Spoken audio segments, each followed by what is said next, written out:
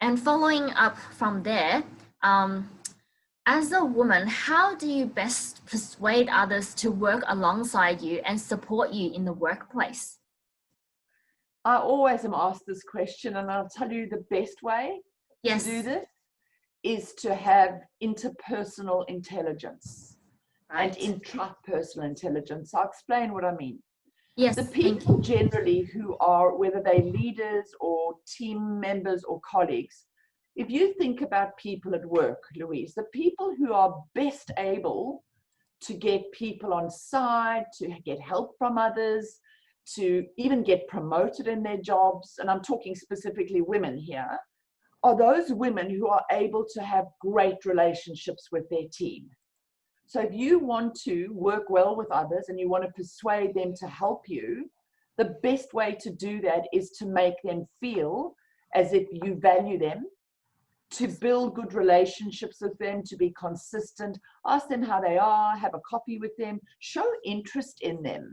You know, all of us want to feel as if we belong. All of us want to feel as if we add value, Louise. Yes. And those people who are really, really great influencers, for want of a better word, are those people who are able to have great relationships. So if you are able as a woman to build great relationships in your team, when the time comes and you need help, you've got such great relationships that people are only too happy to help you. Yeah. So thinking about showing interest in others, asking them how they are, maybe making them for a cup of coffee sometimes. You know, if they're going through a difficult time, ask them if you can do some of their work for them. So you offer to carry them, because there might be a time in the future where you want them to help carry you. Right. So it's that reciprocal approach, but you don't have those relationships thinking, oh, I'm going to be nice to you today because one day I'm going to need you. No, it's about being a really good human being with great communication skills, the ability to relate really well interpersonally.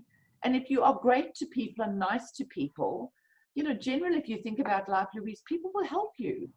Yes.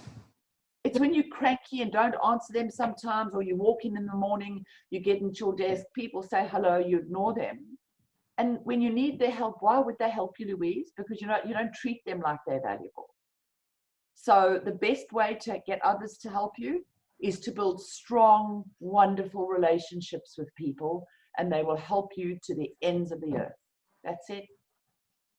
That's really good advice, Caryn. Yes, it is about filling up that tank before drawing it down. Well, exactly right. And that's actually there's something called an emotional bank account. So, you know, if you think about a bank account, so, you know, if you've got a lot of money in there, let's say you've got $5,000 in there and you draw $100, right? You draw $100, you've still got a lot of money in there. If you've got $100 in that account and you draw it, you've got nothing. So when we talk about relationships, we often talk about the emotional bank account. So let's go back to my example with my son, Nicky.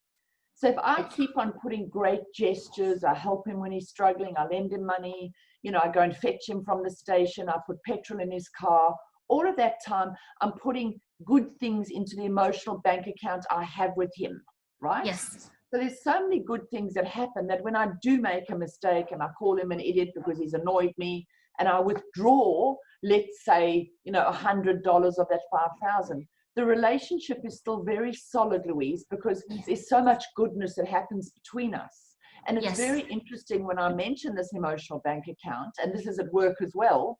The question is, do you put a lot of effort into the emotional bank accounts with your managers, with your team, etc.? But I mean, the most important thing about that is that in marriages, the reason why marriages often fail is because the couple have forgotten to put the good things into the relationship because they're so busy doing other things. And then what happens is there's no petrol left in the tank, and then there's nothing, and then the relationship dies. Yeah. Because we forgot to put good things into the tank. Yeah, I totally agree. That is so true. Definitely in work and in relationships. 100%. In life. In life, yes.